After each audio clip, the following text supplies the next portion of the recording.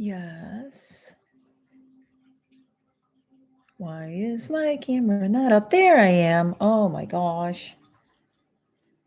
Okay, it says one person is here. Who's here?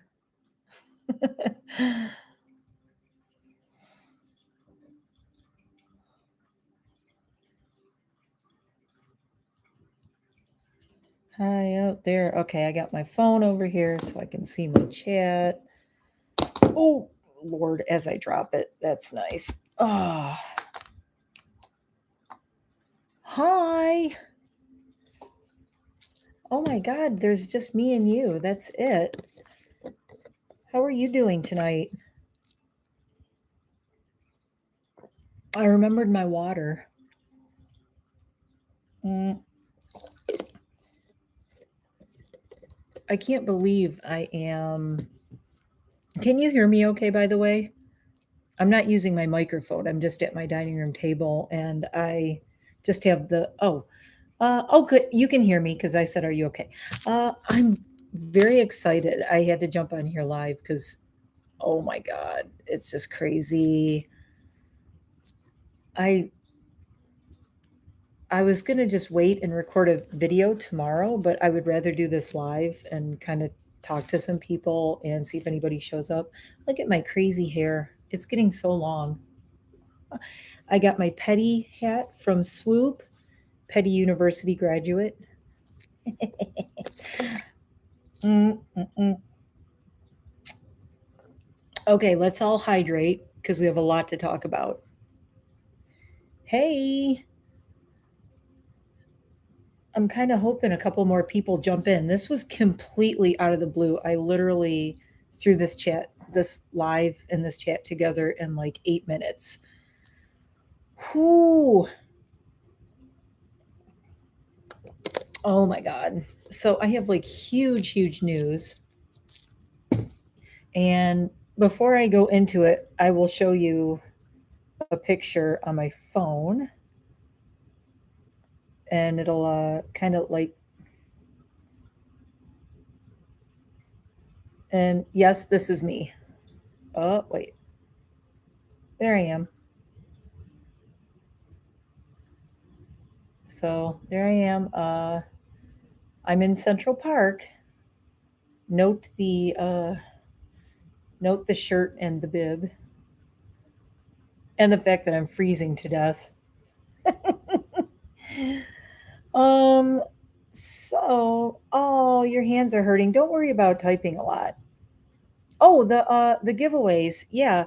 You know what? Let's start with talking about the giveaways first. Thank you. Thank you for bringing up the giveaways. So, um, the Glamlight Cake Palette giveaway, I'm going to draw the name. I'm going to close it at like 3 o'clock. I'm giving everybody until 3 o'clock on this Friday, which will be today's 8th, 9th, the 10th. So this Friday, the 10th, I will draw the name for the Glam Light Cake Palette.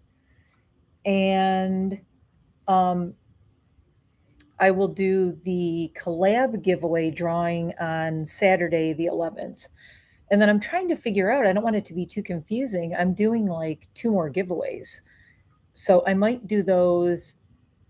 I might do one on Monday next week. And then there's going to be a giveaway on my Instagram because I have 1,300 subs. I passed 1,300 followers on Instagram. So I'm going to do an Instagram only giveaway as well. But I will talk about it here and I'll link it. But yeah, as long as you are, comment by this Friday for the Glamlight palette giveaway thingy. And I'm going to put some other stuff in there. It's not just going to be the palette. There's going to probably be, well, the red velvet lip color, which I love. I already have one, so I don't need two. And I think I might have already have the coconut gloss. So I might put that in there as well. Hopefully whoever wins will like coconut. The giveaway, the holiday collab giveaway is going to be it's going to be some indie makeup. It's going to be probably a candle because I have lots of really cool holiday candles that I love. I have kind of a collection and I like to take them out of there and give them away. And I have a lot of skincare. So, and I'll probably throw some other goodies in there, some holiday type stuff. So, uh, who all wants to know like why I decided to do this live? It's really weird. It's not really weird, but oh good. Now you're really excited. Candles and makeup. Well, you're in the right place because that's me, candles and makeup all the way. I just started getting out my Sue. Hi Sue. I just started getting out all my holiday candles, and luckily I have a bunch of them from last year. So I did buy four, mm, no more than four. I bought four holiday candles from Goose Creek, and I have another box of them. I think another four coming soon. So I'll probably do a holiday candle review. But I bought a lot of them last year because I was worried that they might not bring them back this year. And guess what? They brought them back this year. But that's okay. Uh, I love the marshmallow snowman, and I love there's one called Winter Walk that I have out right now. That's like I don't know. It's like walking out in the snow. Oh, yeah, I have the trick or treat candle. I do actually have that one. I also have this purple one called Strange Creatures, and I also have Ghost Story. Those are a couple of my other favorites. I think my absolute favorite is Guilty Pumpkin. Hi, Kathy. Yeah, I like Guilty Pumpkin a lot, but yes, I do have I swear I have like oh yeah, Beautiful Creatures is so good. I can't even there's two of them, well, three of them that I haven't put away. Beautiful Creatures, Ghost Story, and Guilty Pumpkin because they smell so good. But now I started smelling my holiday candles. I got ribbon candy. The Goose Creek ribbon candy one is so good. Oh, and I do have here. I'm gonna look what's on my table because yes, I'm going to be making this candle probably tomorrow. So, um, oh my God, Kathy, have you seen my Candle Addicts Unite playlist? Because I have a lot on there. Witch's Brew, you know what? You're right. I have Witch's Brew. It's not as strong. I noticed that too. There's another one that wasn't as strong that I was like, meh. The other one is, oh yes, I'm going to film this. I'm totally filming this. Absolutely, I'm going to film it. It should be pretty easy. I'll show you what's in here. There's like the little stickers. You put these on the bottom to hold the wick in place. Here's the wax. There's 2 bags. What's really cool is there is actually enough for 2 candles in here. Here are the wicks. And, whoops. Oh, there's the other stuff. Okay, I knew I had things missing, all of this. And here are the candles. Aren't these cute? These are really cute, these little tins. But Trick or Treat was the best. Yeah, the poison cupcake's so good. Oh my God. So here are, should I put my ring light on? Can everybody see me okay? Because I can put my ring light on if you want more light. Let me know because I have my ring light right over here, so I can throw it on if you want it to be brighter. I just have kind of a mood lighting thing going on right now. But these are the 2 little tins. They're actually tins. They have really cute patterns on them. I like them a lot. I'm thinking I might make these and put them in a giveaway. Handmade by me. If I'm ever really famous, you can say, oh, Nightmare Bliss made those candles. I don't know. I do want to start making candles again. I used to make them a long time ago. So this is the other stuff that came with it. I have a little spoon that is to stir the wax. And they give you a lot of stuff. There's 3 of these. These hold the wick in place. And these are the other wick holders. These are the metal ones that you put. Oh, I like that they're big too. So, but these go, like this. So those will hold the wicks, and little stickers go on the bottom. You put the wick through, then you basically just melt the wax, and you have to do, I think it said what degrees, 70 Celsius. They have it in Celsius. And I got my candy thermometer out because I'm going to need this. So I have this too. So I have everything together. It's all out on my table. I am planning on recording this tomorrow, and it should be up on Friday or Saturday. So your other favorite, Carnival Vibes. I have never heard of that one. I think when I first saw Goose Creek, I saw that one and I didn't get it. I wasn't. Let me just set my candles over here. That sounds really good though. Any of their things that are cotton candy are ridiculously good. I buy every oh oh candles out of the way. I buy every cotton candy one. Are you going to? It doesn't say about mixing a scent in there, but I think I might do jasmine because I mentioned that jasmine's like my favorite. So I might do one in jasmine, and I have a zillion oils for candles. So I might do one in jasmine and maybe one in something. Mm, I don't know. I have so many. I'll have to look. But yeah, I think I have to do a scent. It was really good. Oh yeah, yeah. Yeah, cotton candy's great, and yeah, they're so good at those like food candles. Goose Creek. Okay, we're getting off on a mega candle tangent, aren't we? But yeah, this is one of the best things anyone has ever got me. Why has none of my friends or family ever bought me this? I mean, I'm so easy to buy for. Just buy me a bunch of wax and candle kits, and I'm happy. Pretty simple. So, oh look, I have my cup. Oh, ta-da! Ta-da! Got my cup. There's no coffee in it though. I like that. See, this comes out so I can wash this. And she put this in here so you can wash it without ruining this, which is pretty cool. Oh, okay. I want to make sure it snaps back together. Okay. Yep. And it's got like the little slidey lid. So I just love this. I think that this was like so thoughtful. Cat rocks. Okay, so who wants to know what this lottery thing is about? Is anybody like curious about my thumbnail? Did you see the thumbnail? Like, and anybody have any guesses? Oh no, cola products. Let me know if you, I'm going to wait a second. Let me know if you have a guess what my lottery thing is about and look at the picture and see if you have an idea. I'm going to grab my ring light. Put your guesses below if you can guess what the lottery is that I won. I didn't win. A lot of people won.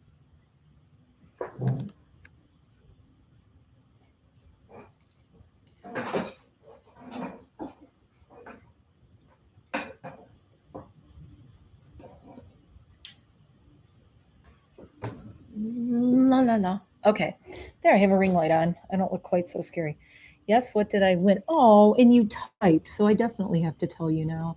Sorry, my face is right in the camera. I'm grabbing a couple other things because I just have something sitting here that I was going to film, but I'm going to give you guys a sneak peek.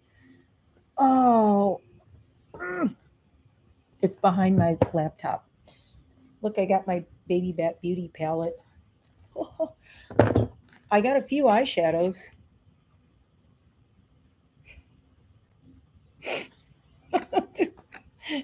Don't ask.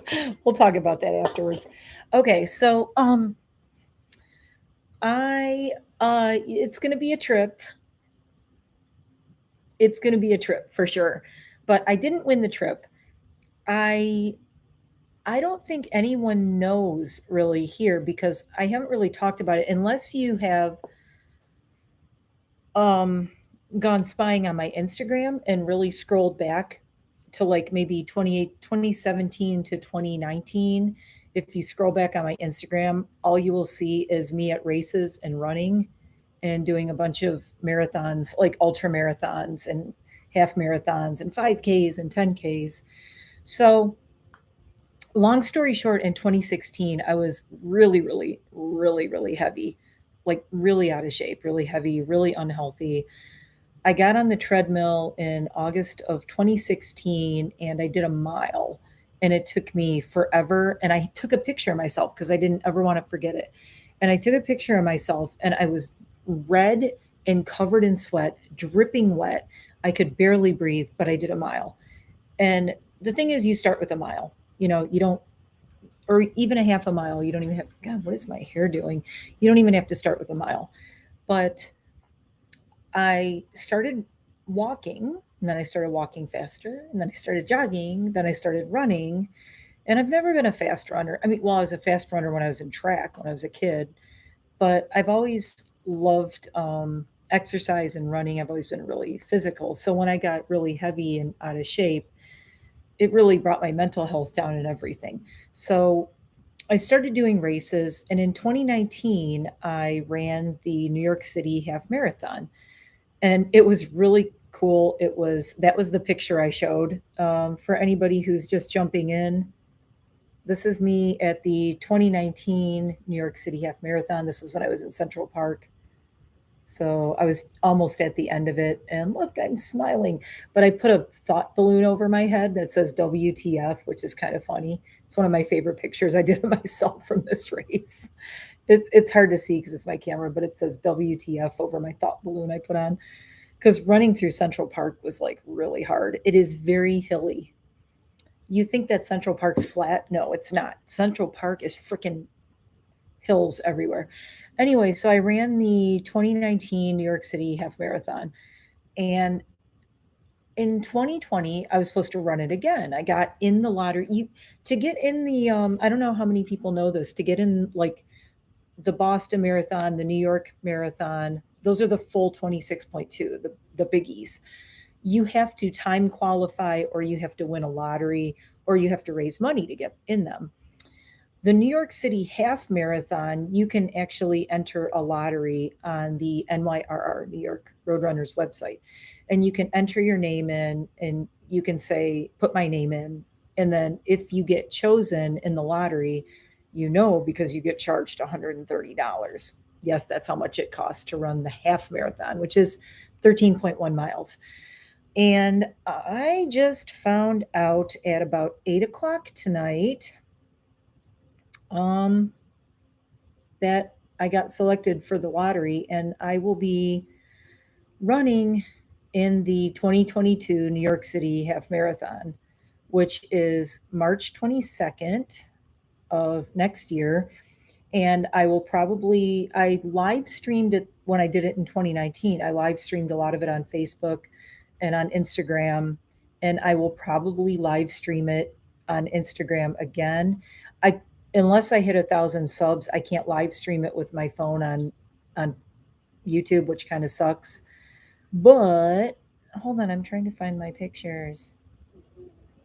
Oh my god, my dog is snoring. I don't know if you can hear it. He's snoring. I'm trying to find it. Where did it go? Screenshots? I lost the picture. Oh my god. This is so stupid. I'm like totally lost on this. Well, anyway, it's somewhere. Oh, there it is. Okay, so there it is. March 20th, 2022, accepted. So accepted means that I got chosen to run it. And I was really bummed that I couldn't do it in 2020 because in 2020 they thanks Kathy, thanks Celestial Rose. Yeah, I have the two cresteds are right on the couch over here, and they're like they're so cute. I don't know if I can turn my camera. Wait. They're right there. Right. There's dude, and the bun is right behind him. So that's them on the couch sleeping right there. Sorry, my ring light's like causing a glare. Anyway, I'm distracted by cute snoring dogs. I'm easily distracted. Uh, so yeah, I just wanted to share this little story on this live, and then that's going to probably be it for the night. But I want to share this story because I've never really talked about it. But one of the reasons I started running was after I lost my brother to cancer. I was just really, I was running basically for my own mental health, and I was really depressed after we lost him, and I just had to find something to do. So I started running. And every time I would run, I would find a feather. And I would talk to my brother to keep me going because I really struggled running. I was like new, and I started running in my late 40s. So I was like so out of shape, and it was so hard. And some people make it look so easy. And I was like, dying. And I was like, God, I wish I was one of those people who could make it look so effortless and like I love it. And trust me, when I run, it's like I'm usually like, I hate this. Why am I doing this? But then when I'm done, I'm like so proud of myself. But I just um I had to start running because I had to do something because all I was doing was laying around being depressed. So I started talking to my brother on my runs, and I would find feathers right in my path, like on a trail, on a road, and I would pick them up. And every time I found a feather, I knew it was my brother saying, keep going. I'm there with you. I'm watching you, whatever. I'm with you. So I always said, I have my brother Angel like flying over my shoulder while I'm running. And I started doing it because I wanted to do all the things that he didn't get to finish doing in his life.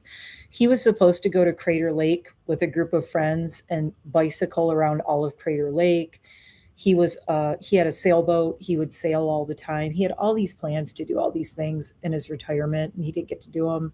So I someday I do want to take my bike and go to Crater Lake and go all the way around it for him in memory of him. So that would be kind of cool. But so yeah, I started running, and uh, to quote Forrest Gump, I just ran. I just ran. And so I just kept running, running, running. Loved it. Just really got into it. I did some ultra marathons, which are long. The longest one I did was 64 miles, 64.2 miles, something like that. Yeah. And well, the thing was, I was like so depressed.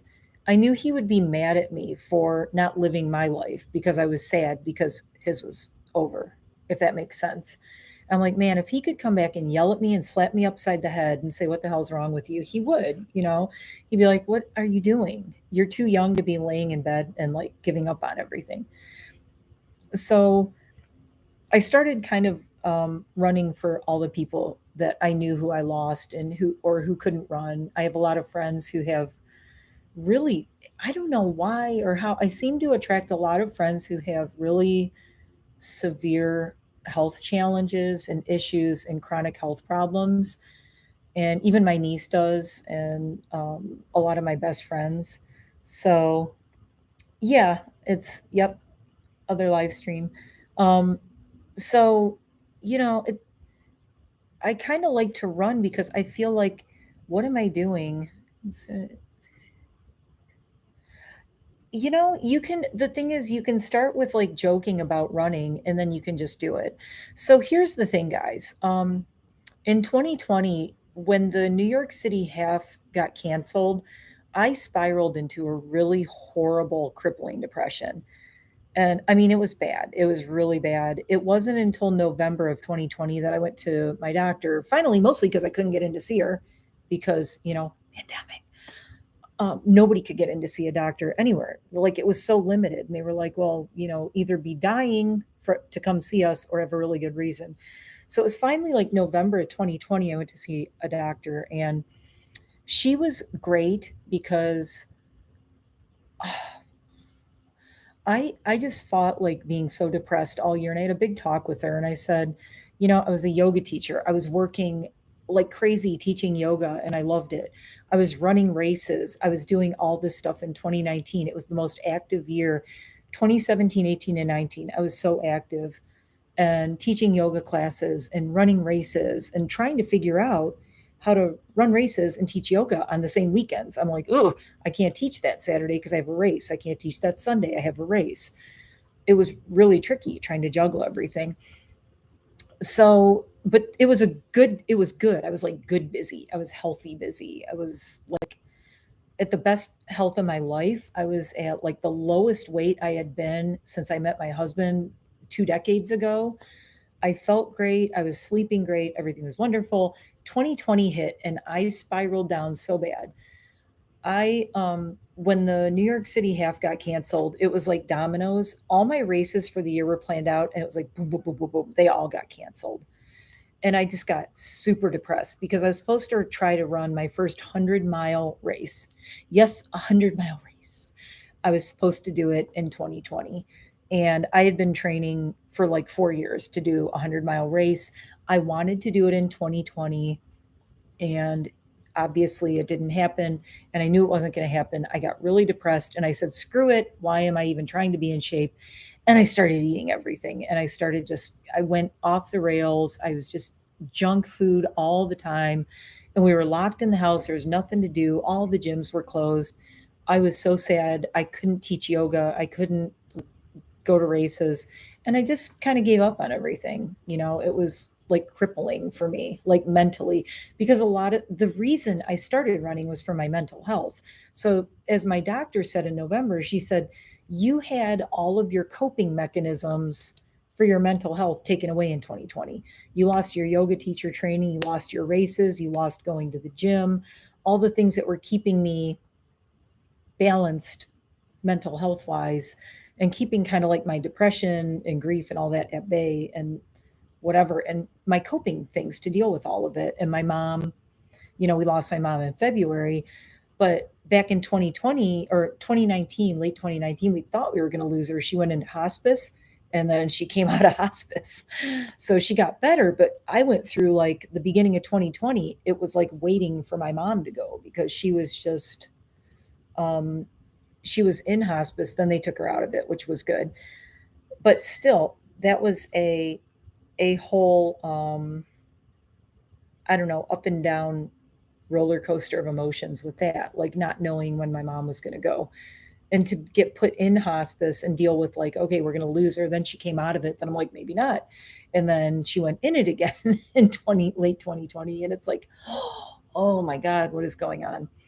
So mentally, just that's losing to, immediate family members is sucky, to say the least. And, for anybody who's lost them, you know what I'm talking about. Losing one is bad, losing a brother and a mom. And, I know there's people out there who it sucks really bad. But so I was so guilty. Like when I went to my doctor, I said, and this is really important. So everybody listen really closely to this. And it was like, it was one of the turning points of my life, I would say. Because I had come back from really serious depression after losing my brother and a bunch of my dogs and everything, and I ran all these races and I accomplished so much.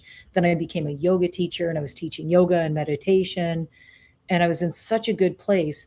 When I got really depressed in 2020, in March of 2020, I kept thinking, okay, I can fix this. I can fix my depression. I can fix it.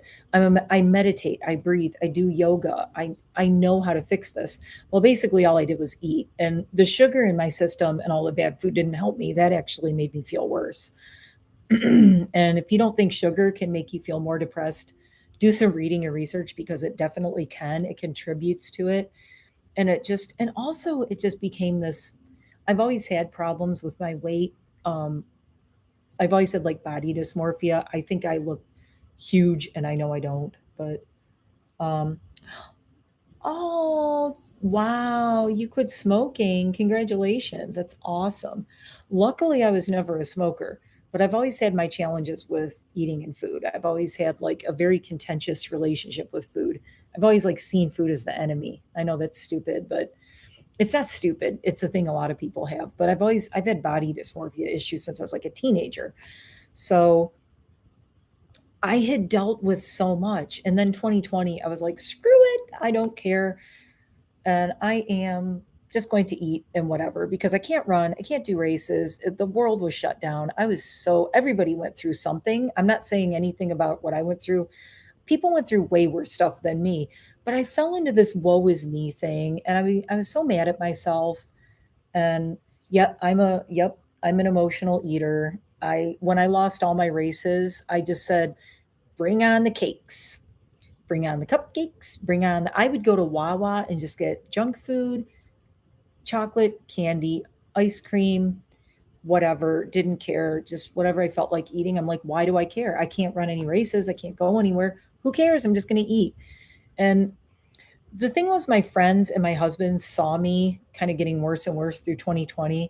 And I remember I went to the doctor and I sat there and I looked at her and I said, I should be able to fix this. And she said, what do you mean? I said, look, teach meditation. I'm a yoga teacher. I brought myself back out of severe depression by running and doing all this. Why? I've been fighting all year to fix my depression and I can't fix it. And it makes me crazy. And she said, your first problem is thinking you can fix this by yourself. And that was a huge, like, you know, and she said she wanted me to, yeah, she wanted me to go on antidepressants. And I said, ooh, I don't like taking anything. I'm one of those, like, I don't want to take anything. I don't even like taking pain meds if I don't have to. I don't like to take anything. And she actually convinced me to go on antidepressants because she said, look, you, she said, you can't feel like going on them makes you any less of a person or makes you weak. Because I was like, oh, if I go on antidepressants, it's like conceding defeat. Like, I can't fix it myself. And she's like, she said, this 2020 just crushed people's souls. It crushed people's lives. And yeah, oh my God, inflammation. My inflammation thing is dairy. That's why I don't have any dairy ever. Dairy gives me a lot of inflammation. That's why, in case you're wondering, and I can't process it, I can't digest it well. The lactose free, the lactose thing. But my biggest thing is sugar and yep, inflammation, sugar and dairy. I get horrible inflammation. So that was another thing. I was just having a lot of sugar, and it just made me feel like blah and bloated and tired. And sugar gives you that like sugar high. You're like, woo, and then you go, ugh, and then you crash and you're kind of depressed. And then you eat more sugar again because you want to feel better again, and then you crash and you feel depressed. So that was basically my cycle through 2020. And it was horrible. And I actually told my doctor, I said, look, I'm really weird about going on antidepressants, and there's so much stigma around it. And I was like, oh, and mostly it was me. Like, I didn't want to feel like I couldn't fix my depression by myself. But she said something really important to me. She said, you're running and your yoga and your teaching and everything that you got taken away. She said, everything you love got taken away. Every coping mechanism you had got taken away. It's okay to admit that you need help and that you're depressed. It's okay. And she said, I've seen more people. She said, the more people this year that I've seen have been to go on antidepressants and need some kind of help and therapy and all kinds of things. She said, people you would never think who said the same thing as you. I can't I can't even believe that I have to do this. And but 2020 was a soul crushing, heartbreaking, horrible year, especially if you're a really empathetic person. I was watching the numbers, seeing all the stories about everybody losing everyone. And then I was worried about my mom and dad because they're in their late 80s slash my dad's 91 now. So I'm like, oh my God, my parents are going to die.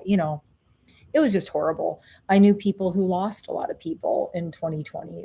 It was awful. So on top of me, I would in with being like feeling terrible, I would go to the gym or I would work out, but the gyms were closed. And I don't do well with working out at home because I have 6 dogs. They don't like it when I work out at home. They aren't very patient about that. And plus for my mental health, again, I need to get out of my house and go to a gym. And that's just for my own mental health. I do better when I'm out of my house and go to a gym. So I went on the antidepressants, and I am happy to say that it really helped. If I wasn't, I'm so glad I went on them in November because I lost my mom in February. And when we lost my mom, I wrote to my doctor. I emailed her a letter and I said, I want to personally thank you again so much for telling me, making me feel like it's okay to go on these and admit that I need some help with this because I don't think I could have coped with losing my mom had I not been on those antidepressants. Like 100% hand on my heart, I don't think I could have dealt with it. It was hard. It was horrible. It still is, but to think about what it would have been like to deal with her loss had I not been on them, had I been in the mental place I was before I went on them, I probably would have been hospitalized. It would have been bad. And my family didn't need that. My husband didn't need that. And it would have been just me not having the coping mechanisms and everything. So, cut to, now things have been better this year. I've had a bunch of health challenges, but as my appointments go on, we're finding everything's clear, everything's clear, everything's good, everything's good. And part of that is I've been cleaning up my diet slowly. And a couple of people said, if you look at like my arms and my face especially, yes, I have lost weight. I have lost 17 pounds. Go me. The reason I lost 17 pounds is I started cutting out more sugar, stopped. I am not drinking as much of this garbage as I was. I've really cut down on it, cut a lot of sugar out of my diet. I've been eating a lot healthier. I've been a lot more active. So that's all good. And so, yeah, and just I lost 17 pounds, which was amazing. My The first antidepressant I was on had the side effect of weight gain.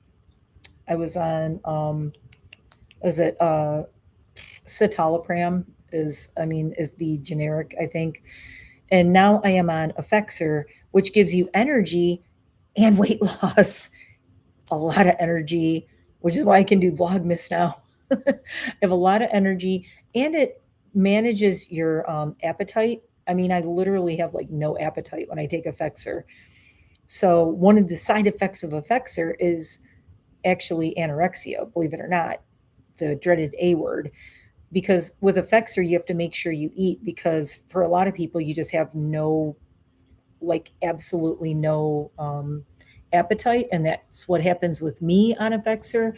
So like one day I realized all I ate all day was 2 bananas.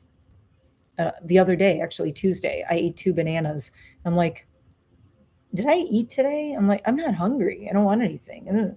And I forced myself to eat a ramen noodle bowl with, and like, protein. And I have protein bars, I have protein shakes. But the good thing is now I'm not craving any of the bad stuff. So I am making my diet filled with good stuff and healthy choices. So yeah, even my shoulders and everything, I look smaller. But I had somebody comment, they said, "Did you lose weight?" And I said, "Yes, I have lost 17 pounds, which is good." So I put my name in back in October. I put my name in the lottery for the 2022 New York City Half Marathon. And I thought, well, I've already lost some weight. I really want to get back to where I was before. And running makes me so happy. A lot of people don't get it. You're either a runner or you're not. I was never one of those runners who got that. I was like, how do people say this makes them happy? This sucks. It sucks. You're like sweaty and you can't breathe. And I'm like, but yeah, um, there's something about it though, when you really get into it, you shut your mind off and you just get in this place. I always say running makes me feel like I'm a little kid again. It makes me like, um, there's nothing in the world but me and running. Like when I was a little kid and I just run.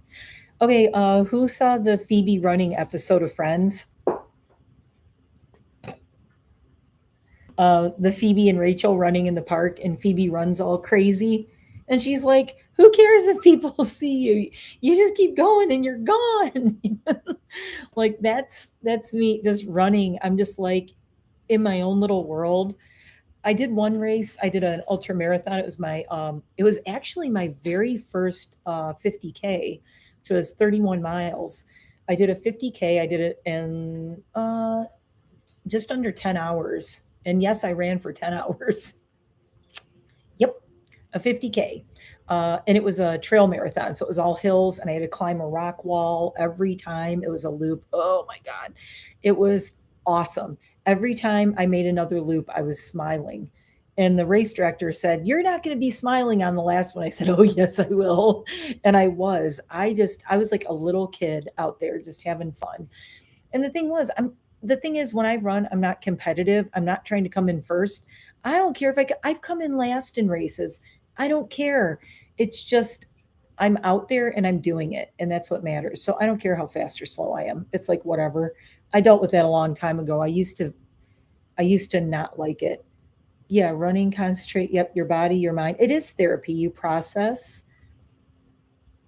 Oh, yeah, I had trained. It sucked because I had trained for the New York City Half Marathon um, for months leading up to when it got canceled in 2020, and it was just like it was like I said, soul crushing is the only thing I could say, devastating, because I was so happy and I was so excited, and I had done it, in 2019. I'm like, I'm going back. I'm going to do it again. And I wanted to beat my time. That was a big thing. I'm like, ooh, I want to beat my time. I want to do better this time. I know what I'm doing. I know I could do better.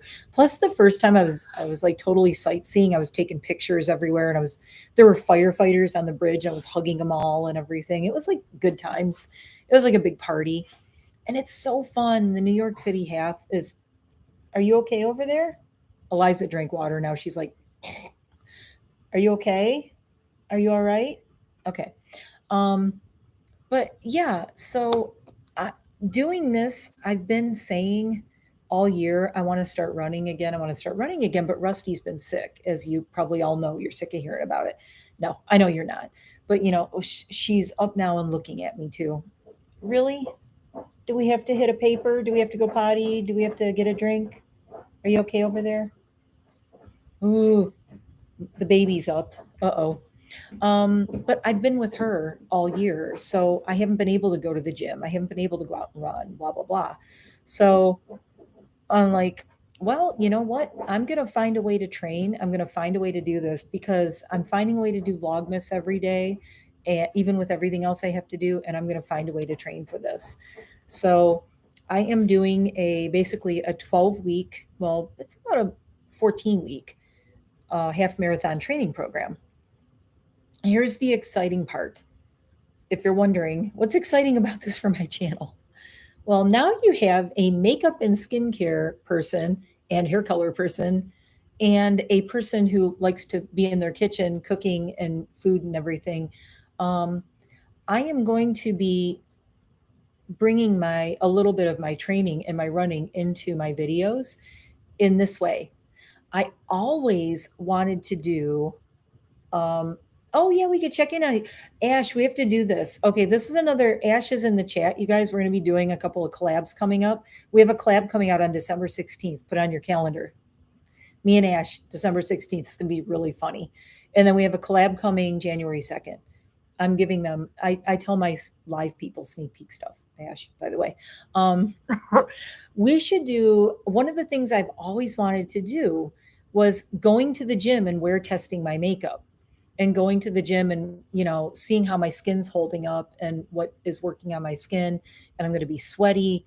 I hope I don't break out. I usually don't break out. Usually the sweat seems to like really keep my skin clear and glowing. So if my skin starts looking better, it's already looking better, but I think it's going to look really good once I start training, which is tomorrow. So I'm going to start training tomorrow. That should be fun. I am going to pull up a picture to show you. Sorry, it's just on my phone, but it is what it is when you're doing a live. Let me find it. Restored. This is a picture of me in the rain, laughing. My husband said this is one of his favorite pictures of me. That was me after my second 50K. It is pouring rain. I was drenched. I'm wearing a water bottle. I have to wear a water vest. Look at those skinny legs. Look at what good shape I was in. I was in such good shape. But my husband said this is the face he likes to see. That is pure joy. That and this was after 31 miles. And I was in pain the whole time, by the way. I had a a very, very hurt tendon in my left leg. My tendon was really messed up. Uh, Here's another one of me. Look, I'm actually like cruising in this one. That was a 5K that I did. That was a 5K trail race. Okay, here. Wait, look, where is it? Where is it? Oh, I've never showed you guys pictures of my mom and dad. My mom and dad, by the way, were married for 67 years, something like that. There they are. There's mom and dad. Aren't they the cutest? And yes, I know I look just like my dad. Look at the profile. I am definitely my dad's daughter. So there's mom and dad. So yeah, the big news is I'm doing the oh my god, should I show you guys this picture? This is NSFW. This is not kidding. I think I was 48 here or 49. Look at that waist. Look at the six pack. Girl, hottie hottinson, and I never say that about myself. I had a total six pack. This is when I was running like a good like 30, 40 miles a week. Oh my god. I was training so hard. Yes, that's me. You can tell I'm in my kitchen with the six pack. Hello. From running and going to the gym, and I did a lot of HIIT workouts. So, yeah, I was a oh my god. Oh, good night. Yeah, yeah, smiling after 31 miles, like yeah, I when I finish a race, I usually am like crying and smiling. It's just and it's the finishing that matters to me. It's not how long it takes me to finish. It doesn't matter, like I said, if I finish last, just to know I can do it and I finished it. Because there's people who are like, here's the thing is like people have the ability to do this and they just don't because they're like, meh, I'm lazy. And it's like, I have so many friends with chronic pain and diseases and things that I feel guilty not doing things when I have a body that can do things. Hopefully that makes sense. But yeah, uh-oh, Rusty's whining. 1 second. No, no, oh no. It's little, come see everybody. Do you want to come say hi? She wants to say hi. She's all legs. Legs. Legs everywhere. Say hi, everybody. Oh, there she is. Can you believe she's 18? How precious is my baby? Mommy's going to run a race. I'm going to run a race. Yeah. I'm going to do it for you and your grandma, who's not here anymore. So when I run races, I always dedicate a race to someone. I dedicate it to, I have a friend who has Ehlers-Danlos, and I dedicated a race to her. My friend Sue has had kidney disease her whole life. She was like born with it. And she just had her 5-year kidney anniversary today. She's had her replacement transplant kidney for 5 years today. She's still with us. Um, and I dedicated a race to her. So I dedicate races to friends and family, and I dedicate races to my brother. So the New York City, the big thing is the 2022 New York City half. What's going to keep me going? You have to have something to keep you going. That's outside yourself. That's bigger than yourself. That's what I say. When you want to do these races and you want to do these things, if you have something bigger than yourself, do you want some water or a potty? I'm going to put her down. Here you go. Don't fall. Are you okay? Get your legs. Get your legs. I'm like, don't fall. Oh, she's going to the water bowl. She is wobbly. She's still standing. Okay, she's getting a drink. I just have to make sure she doesn't toddle over. Her legs are very stiff. But like when you're doing an ultra marathon, it's easy to get in your head and say at mile 22, like, oh my God, I have to go, another however many 10 miles or whatever. Or you do whatever race it is, even if you're doing a 5K and you've done 1 mile and you're like, I have 2 more to go. You dedicate a mile to someone. You can always go every mile you dedicate to somebody. That's a way to keep going, and you think of that person and it keeps you going. So I did that. I did the Runner's World half marathon down in Bethlehem here in Pennsylvania, and that one is really hard because it's very hilly. It is brutal. It is a brutal race. And when I was going up the hills, I would think of my friends who have chronic pain issues and diseases and different things that they've lived with their whole lives. And I don't know how they do it. They wake up, and some of you out there wake up in pain every day. And you just keep going and keep going. So that's what these are the people I think of, are people like you. When I'm running, I'm like, just, sending all my like love and energy to that person and saying, I'm doing this for you.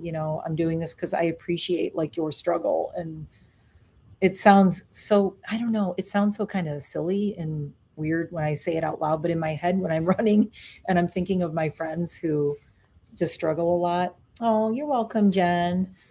Um, yeah, it's like I just want them to know, like, you're not, people aren't, not everybody in the world thinks you're a problem or a hassle, or um, that you're lazy or there's something wrong with you, or that, oh, if you only did this, you could be better and you could be fine. No, that's not always the case. I mean, if she's still toddling down the hallway.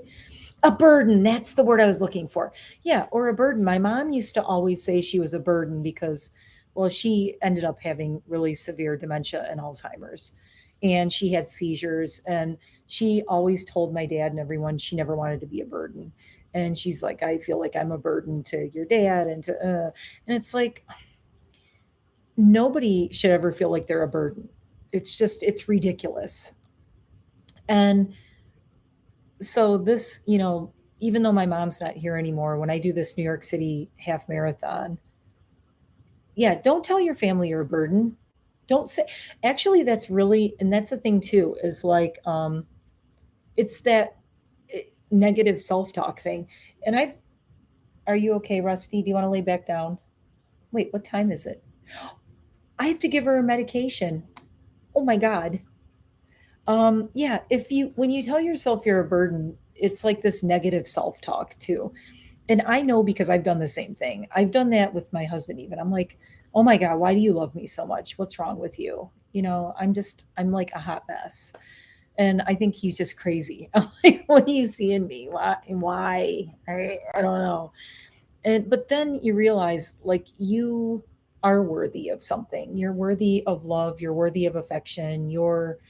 There's that meme, that big long thing that's like, uh, oh, hold on, let me help Rusty lay down. Hold on, you need to go back in the bed. Do you want to move this bed? Go back in this bed. Let's lay you back in the bed. How about like that? Okay? All right. There you go. Okay, I had to tuck the baby back in. I wonder if I can find that. I probably can't. See, I hate when I do this, like, poem. Talk amongst yourself.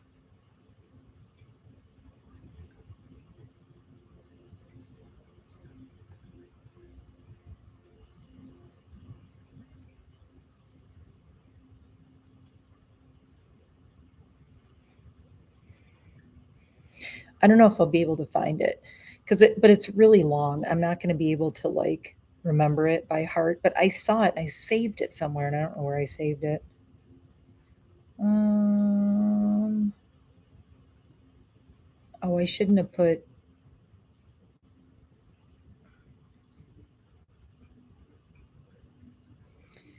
Ooh, no, that's not it. That's not it. That's not it. I won't be able to find it right now. If I can find it, I will put it in the. I'll try to quote it or whatever in the description. But it was basically this like poemy kind of thing, and it said, anytime that you think that you don't matter to anybody, there's somebody laughing at a story you once told them, and there's someone drinking out of a mug that reminds them of you, and there's someone looking at a picture and thinking of you. And it's like this whole little story, and it's like, oh. And it the thing is, when you feel crappy, you need to take yourself out of your own head. And that's one of the things I learned, is like I have to take myself out of my own head. So that's what I do when I run. And like Ash said, I it takes me out of myself. Your head, your brain can almost be like this prison, and this in a torture area, a prison where you're torturing yourself. And if you can take yourself out of it and go right here, like, and I will tell you, I'm going to get going in a minute because I have to give Rusty her meds. But I'm going to close this out by telling you a story that one of my favorite yoga teachers, Tracy, was it Tracy? Yeah, Tracy told us in a yin class. Okay. I will not be able to tell this as good as Tracy. This is credit to Tracy for this story. It's awesome.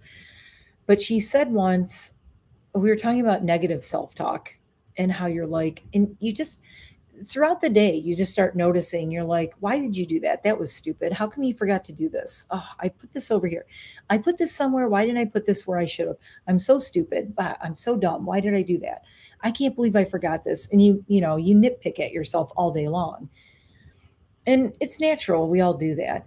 But she told this example of, she said, imagine that the voice in your head, the negative self voice in your head, the one saying, "Oh, I'm a burden," or "I'm a bother," or I'm a pain in the butt," or "I annoy my husband," or "How does my husband put up with me?" She said, take that voice and give it a body, and then sit on the couch next to it. So let's sit on the couch, and we're going to take the negative voice in our head and we're going to put it in a body sitting next to us, and we're going to try to watch a movie together. And the movie starts, and the voice in our head says, we probably should have eaten something. What were we thinking? Maybe we should make some popcorn. No, you suck at doing that. Don't do that. And this voice is next to you saying all this stuff, and you're hearing it, right? And you're like, shut up. I'm trying to watch the movie. But the point is, take that voice and put it in a person and think how annoyed you would be at that person if they were chatting at you and picking at you all day like that. If that voice all day was following you around, like take the voice in your head and put it in a body that's following you around like a shadow all day. So say I'm walking through my kitchen and I forgot something, and the voice behind me is going, what are you, stupid? What's the matter with you? Why'd you leave that there? Why can't you remember where your keys are? Are you dumb or something? And if that was a person behind me, I would turn around and smack them. But for some reason in our own heads, we're like, oh, that's just the way I talk to myself. So it's just a way to be like really cognizant of that voice. So when you really start talking mean to yourself, put that voice in another body and say, shut up, shut up, stop it. And it just kind of takes you out of yourself and goes, what am I doing? Because it's so easy to do that. And I know during my training, I'm going to have my highs and my lows. I know I'm going to have lows where I'm like, I shouldn't let myself get fat. Why did I eat all that food? What was I thinking? Why couldn't I get over this depression by myself? Why did I have to eat myself back into this shape that I'm in? Blah, blah, blah. And I know I'm going to go through that. But the thing is, I know it's coming, but I also know how to deal with it now. So the thing is, like, you have to learn the lessons as you do these things too. So even though I know I'm going to have many, many, many, yeah, many hills. You're always going to have hills and challenges. The thing is, like, every time, if you just learn to deal with them a little bit better, it just gets you, you know, closer to where you want to be. And Jen, I will dedicate my last quote. It's a quote that I use as a mantra. And it's kind of one of my mantras that I started a long time ago when I was training and running. And I used to put pictures of myself. I would save a picture of myself, and I'd be at the finish line. I'd be smiling and happy, but then underneath I would put, there are no finish lines. So the thought is that, I'll train for this race, and I'll go to this race, and I'll run this race, and I'll cross the finish line, but it's not really the finish line because I'll keep going from there, like on other levels. My mental state will be better. Physically, I'll feel better. If I limp across there with an injury, I'll still be limping across with it. I mean, I'm knock on wood. I've never had a really bad, I had one injury running a night trail race that was really stupid. Beer was involved. It's not a good idea. I was a little full of myself at the time. But yeah, you can't, there are no finish lines means that you need to have a goal. The finish line is a goal, but it's not the end. It's just a mile marker. It's a signpost. And you get there and then you keep going. then you get to the next one and you keep going. You get to the next one, you keep going. And the thing is not the finish line. The thing is knowing that you made it to that and you can keep going to the next one. And even if you have to crawl there, I have a bracelet that I had made when I first started running, and it's a mantra bracelet, and it says walk, run, crawl, just get there. So, and I have that on a bracelet, and it doesn't matter how fast or slow I get there, I'll get there. And that's with everything. And that's I got that because it's my mental health, it's my physical health, it's recovery from like depression, from grief, from everybody I lost. It's a lot of stuff. So, yeah, so I am actually really excited to kind of roll this into my content. I believe me, I'm not going to have like running content. I'm not going to do that cuz I don't want to see me running on camera. My husband, I'm sure will I'll live stream some of the race on my Instagram and stuff if I can.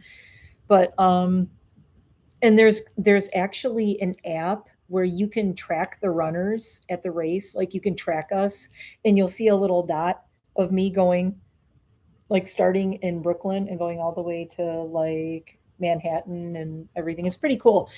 My friend Jeremy actually texted me and he said, I'm watching you right now. And he texted me a picture of the little red dot coming over the Manhattan Bridge. And it made me so happy. I was like, oh, I have friends out there watching me. Like I'm a little red dot, but they're watching me run. So let's see. Jen says, I'm gonna go see. Yeah, and it's a journey. I mean, my journey with all of this, I'm going on 5 years, actually longer than that, a lot longer than that. But this has been 5 years since I started running in 2016. And I've had ups and downs. I ran all these races. I thought I was like there. I'm like, I'm there.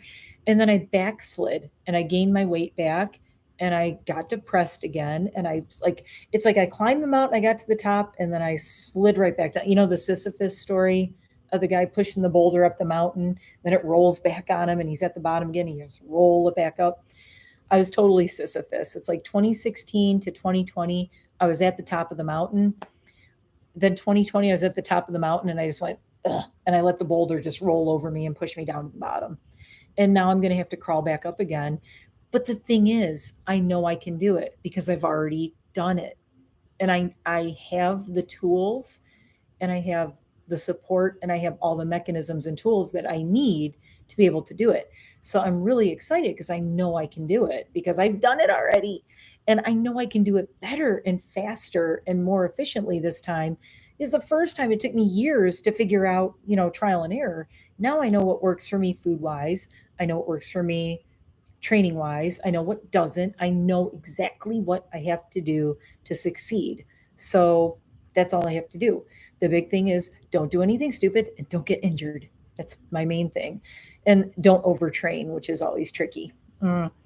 That's hard for me because I'm a goat. I'm a Capricorn. I'm like butting my head into things going, I have to do it. I got to do it. I got to do it. But I'm going to stick to like a really good, having the ability to walk again one day. Yeah, it doesn't matter. It's like when you take like, this is the thing I learned too.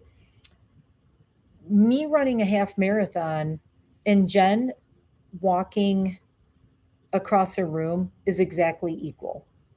It's exactly equal. It's the same exact accomplishment. And a lot of people don't get that. But for me, it's a half marathon. For somebody else, it might be I just want to be able to get off of a couch and walk across a room or walk to my kitchen. And that's their half marathon. And that's why you shouldn't compare yourself because, and I did that. I was like, how can these people run super fast and do all this stuff and da da da, and I can't. And I would beat myself up over it. And then I realized my journey is not their journey. I am not them. They have not been through what I've been through. I've not been through what they've been through. I You can never compare yourself and what the path you're on to somebody else. So don't do that.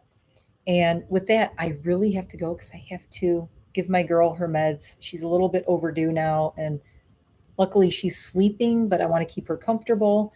They're Aw, don't cry. As long as it's good. No, I mean, there's just I've learned a lot in this whole journey that I've been on. Like I said, I've had some when I came home from the doctor, I remember I called my friend Jeremy and I said, "Well, my doctor put me on antidepressants." And he said, "Well, thank God you're clinically depressed. You've been clinically depressed. I Jamie and I have seen that all year and you wouldn't because you're stubborn and you're like, I can fix it, I can fix it, and I'll work this out somehow." And he's like, "No." And then my husband came home from work that night and I looked at him and I said, "Well, I'm going on antidepressants." And he hugged me and he said, "Thank God." So that was a relief because I felt like telling him that I had to go on antidepressants, I felt like it made me weak, or if it made me seem like weak to him or like I couldn't handle it or something. I don't know, which is stupid. Don't do that. Do not do that. If you need help, get help. Um, Depression runs in my family. I mean, it does. Seriously, my brother had it, my mom had it. I think everybody in my family has it to a degree. We all have it to some degree. It's something in my family. And some of us, we all cope with it in different ways. So, yeah, I don't know. It's just I didn't want to it, they always say admitting you have a problem is the biggest step. And for me, I'm a tough chick. I am a tough ass bitch. I don't like to admit that anything is wrong with me. I do not like to think there is anything. If there's something that, like, I won't be beat, I won't be denied anything that I want to do. One of my friends in high school said, "I don't know how you do it. You want to do something and you do it. You say you want something, you get it. You say you want to do something, you do it." I've always been like that. So when I couldn't like cure my own depression, I just felt so defeated. It made me even more depressed. It was horrible. I was like, "What's wrong with me? I suck. I can't fix this." And luckily, I have a really great female doctor who made me feel okay, and she made me feel very supported. And she's like, "Look, just try it. If you don't like it, if it makes you feel weird, we could try something else. You could wean off of them." But she's like, "Please just try it." And I was like, I swear, after just a few days, it was like someone flipped the switch and it was totally different. And the thing is, I can still cry. I still get sad. I cry. I miss my mom. I have dreams about her. I miss my brother. I have breakdowns, but I have healthy breakdowns. You know, I'll talk to my husband and tell him how I'm feeling, and I'll just cry on him for 10 minutes. I'll be like, "Thank you so much. I needed to get that out." So I'm doing it in a really healthy way, because before I was just a hot mess and I would curl up in a ball in my room, and then I would come out and act like I was fine around my husband. He had no idea how sad or how depressed or how anything I was. He knew something was wrong, but I don't think he really knew. And now I can actually vocalize and express to him when I'm going through something. So, to oh my god, I took Boost Bar for like years and years. Um, I didn't like it. It didn't really seem to do anything. Effexor was recommended by my friend who's a doctor in Detroit, Dr. Jamie, my best friend, BFF forever, my brother from another mother. When they put me on citalopram, he goes, "Well, I would have put you on Effexor, but that's just me." And I'm like, "Why didn't you tell me?" I would have asked her. And he's like, "Well, citalopram causes a lot of weight gain, makes you kind of tired. Effexor causes weight loss, controls your appetite, gives you a lot of energy." And I'm like, so I was on citalopram a year that I felt better, but I was like I gained a lot of weight. I gained a lot. I gained all my weight back that I had lost. I had lost like 50, 60 pounds, and then I gained it back. Rusty's getting whiny. Uh, I When I was running and training and losing all my weight, I used to share a lot of pictures. I shared all these pictures on there. If you go back, you have to go way back in my Instagram to like 2017 and stuff. But oh, there they are. Um, hmm. Okay, so I'm trying to find this one picture. Hold on. That one. Okay, so I did before and afters. Again, this is on my phone, so it's a little hard to let me hold it up right here. So the top pictures are before. This is when I was like really big on the top, and I was like well over 200 pounds. These ones on the bottom, this is me at the, uh, this is me on a training run in the pink. In the middle is that 50K race. And then in the black, I'm at the gym. That was when I was like mega skinny. Oh my God, look at that little skinny rail right there. That was after I'd done a lot of races. That was the skinniest I was. I was about 145 ish and solid muscle, by the way, as opposed to here's me in my kayak at about 212 pounds, 200 something, 209. And this one, oh my God, I was like really big there. I was really big. That was well over 200. But then there's me on a trail run. That was a training run. And then there's another one of me with Trudy when I was really big. So these are on my Instagram, though. I used to post these for inspiration for people. And I said, I did this on my own. I just started running. I just got on the treadmill. I went really slow and yeah, I got there. It took a long time, but I got there.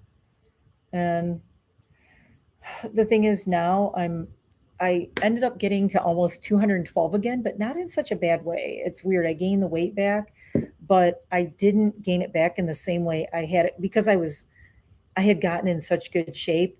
I gained weight back, but I'm losing it really fast again. Um, oh, what 12 week? Usually I do like the Runner's World ones. I think I have to look at them. Um, oh my God, Jen, well, for me, keep in mind, I'm short. I don't know if you guys know this. I've never talked about my height. I'm only 5'4". I'm 5'4".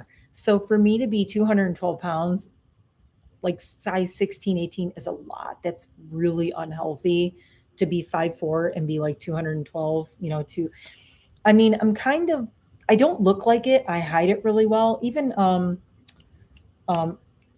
Raven, um, my friend Raven said, "You wear it really well. I would never guess you were that heavy." But in all my videos from earlier this year, I was like over 200 pounds. I just hide it really well. But now I'm down to like 195 ish right now.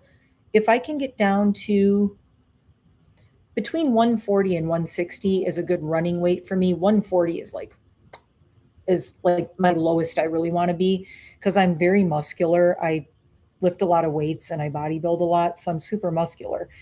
But yeah, Ash, I have a bunch of different ones. I'm gonna look at them and see which one I want to do. I usually do the Runner's World half training program because that one's really good. But and I also have a Bart Yasso book. I met him at it was so cool. Oh my God, I got pictures with him. Bart Yasso is a really famous runner. He was the editor of Runner's World magazine like forever. And I got his autograph on his book he wrote. And I met him, and he was at the finish line when I did the Runner's World half marathon. I got a picture of him at the finish line hugging me. It was so cool. Geeking out runner stuff. Anyway, nobody here knows what I'm talking about. But anyway, he's a really, really cool guy. And he wrote a great book on how to run every race. And he had all these different races, and they're each a chapter, and he tells how to train for them. And he does have the New York City Marathon in there. And I think he has the New York City half. So I'm going to look at maybe tomorrow, I'm going to look at 3 or 4 different training programs, decide which one I want to do. But I'm leaning towards Runner's World half. I think it depends on, I need to look at how many uh, days I want to train. Oh, and by the way, Ash, hit me up on Instagram. I have tons of running books. If you ever want to borrow them, I can mail them to you. I've read all of them. If there's any you want to read that I have, I can send you like a picture of all of them. And if you even want them, I give a lot of my running books away. Okay, well, you can't have that one anyway because Bart Yasso signed it to me. But yeah, I have a whole bunch of running and training books. So we can chat about that on our Instagram. But Ash, I think what we should do, and let me know everybody else watching, I think Ash and I should do a collab where we wear test makeup when we train. So we can do our makeup, we can do a training run or a run or go to the gym and then come back and go, how did this makeup hold up? I always wanted to do that because I thought people do like wear tests and they're like, I'm going to work all day. I'm going out tonight. I'm doing a wear test. I'm like, Yeah, go to the gym and run 5 miles on the treadmill in a full face of makeup and see what you look like. I wanna know. And I mean, I can take my camera to the gym and record myself on the treadmill soaking wet and see if this makeup holds up. I have all this waterproof makeup I want to test. And this will probably be my first race, this New York City half. I will run in a full glam. I want to run that marathon in full glam. Like, I don't think I'm going to wear a wig, but I'll have a cool hair color. I'm already trying to decide the hair color, and I'm going to do full glam. I don't know if I can do the lashes. I might have to draw the line at the lashes. But oh yeah, I am going to go full. My gym, the gym people know me. I've been going there for years since they opened. So they know that I have a YouTube. They know I do crazy stuff. They see me on Instagram and everything. But yeah, I'm going to go full glam to the gym, and I don't care who laughs at me or whatever. I don't care. Do you think I care what they think? Phoebe, run like a crazy person. They see you for a minute and you're gone. They see you in your glam for a minute. No. Um, no, I'm gonna go full glam to the gym and just see what happens. I think it'd be freaking hilarious. So I have all this wear test makeup to do anyway. So we'll do all my waterproof foundations. We could do my waterproof eyeliners. I know the eyeshadows are not going to hold up well because my eyes, I just sweat and it's hello. Hi, we're just coming to the end for anybody jumping in, but this will be up so everybody can watch it and watch everything. I just really wanted to share like why this is such a big deal to me, getting in this half marathon again and going back to it. It's kind of like my redemption arc. I'm doing my own little redemption arc thing. It's like I plummeted into a horrible depression in 2020 and dug my way out. And now I'm climbing the hill again, back to getting back in shape, getting my health back on track. And I think it's going to be really fun and really funny. We're testing makeup at the gym, we're testing makeup out on runs. I go running in town, I go running trails around here. And it's going to be winter. I'm going to be running in the winter, ice and snow hit me in the face.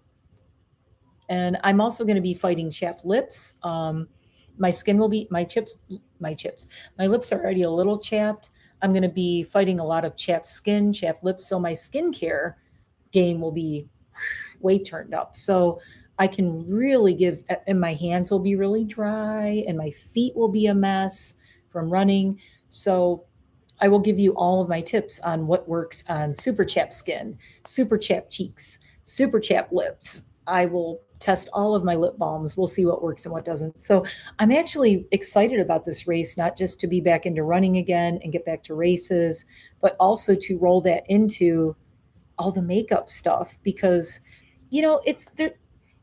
Let's face it, it gets boring when you're a creator just doing your makeup and sitting at home.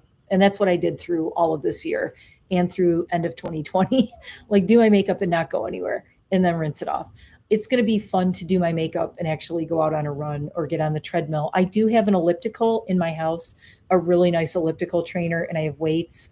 So I will be on my elliptical at some points, and I can have my ring light, my camera, and I can record some of it and see if my makeup is melting off. So we'll try that too. I think it'll be a lot of fun. So if I do the wear test, it'll probably be a once a week kind of thing. Maybe I'll pick a day to do a wear test. I'm not going to do it every time I go to the gym. Ash, every time I go to the gym, I'm not doing full glam. But I will endeavor to do at least one day a week where I go to the gym in full glam and wear test something at the gym. And we will see what's really good. And then I can shower after, come out and say, did it come off? So anyway, thanks for watching, everybody. My baby is just whining over there. I got to give her her meds. Can you hear the little, oh, honey. Okay, mommy's coming. I love you guys so much. Thanks for watching. I hope you're ready to go on this crazy, insane roller coaster ride with me in this journey. Jen, don't think of yourself as a burden. That's bad. Don't do that. Stop doing that. You're never a burden to anybody, really. Think of yourself as a gift, not a burden. You're a gift. Especially, you're really a gift if you're an inspiration. So, I think instead of thinking you're a burden, think, how can I be an inspiration? So you just have to change your thinking around. There's a lot of things you can do to like change your thinking and take negative thoughts and turn them into, how can I turn this into something positive? And believe me, you can't always do it. Life is not always that simple. Sometimes I just cry and say this sucks. That's okay. You're allowed to. So you're a gift of trouble. Ash, you are a gift of trouble, and so am I. That's why we're friends. Oh my God. If Ash and I lived close by, we would be like, it'd be dangerous. we we'd go to the gym, they'd be like, oh shit, here they come. Like, oh hell. Those crazy people are here. I'm looking forward to wearing all my like goth clothes to the gym and a full face of makeup. Just freaking everybody out. It's gonna be a blast. Oh my God. Okay, I'm gonna go. Thank you so much. I am so excited about this race. I think I am gonna do a little video where I will do a montage of all my, if you want to see it, let me know, but all what I looked like before and all my weight loss journey and a little bit about it and how I did it. And I did it without a trainer. I did it by myself. I did it without a nutritionist. And I lost over 50 pounds. It took me a couple of years, but I did it and I kept it off until March of 2020. But that's okay because, it's okay if you gain it back. That's the thing, is you can't beat yourself up about it. And yeah, you just can't beat yourself up about it. You just, like they say, you fall off you what is that? Oh God, I can't remember any of my like little sayings anymore. I used to have all the good sayings when I was a yoga teacher. uh Fall down 7 times, get up 8. That's the lesson. You I don't care how many times you fall down as long as you keep getting up. So that's your petty university lesson for the evening. Oh, my shirt, in case you're wondering, says, ask me about my chickens. But don't ask me about my chickens because I have to go. Oh my God, I have to bring them in off the deck. They're in their little cage on the deck. It's time for my house chickens to come in too. It snowed here. It's really pretty. So I will see you guys later. Thanks again. Love you. Ash, talk to me on Instagram. Love you. Love all of you. Jen, everybody who is here. Um, Take care of yourselves. Be good to yourselves. Talk good to yourself. Look in the mirror and say something nice to yourself every day, even if even if you look in the mirror and go, you are just a hot mess, but at least you're entertaining. At least, you know what I always say, at least I'm not boring. That's a good thing. I'm not boring. You might say 10 negative things about yourself. At least try to say one good thing a day. So yeah. And if you don't, I'm going to say it for you. You are all worthy of love. You are not burdens. You are not bad people. You are, what is it? The Harry Potter saying? You're not bad people. You're good people that bad things have happened to. That is not your fault. Just remember that. And I love you all. I will see you the next time. And I need to stop and take care of my girl. Bye.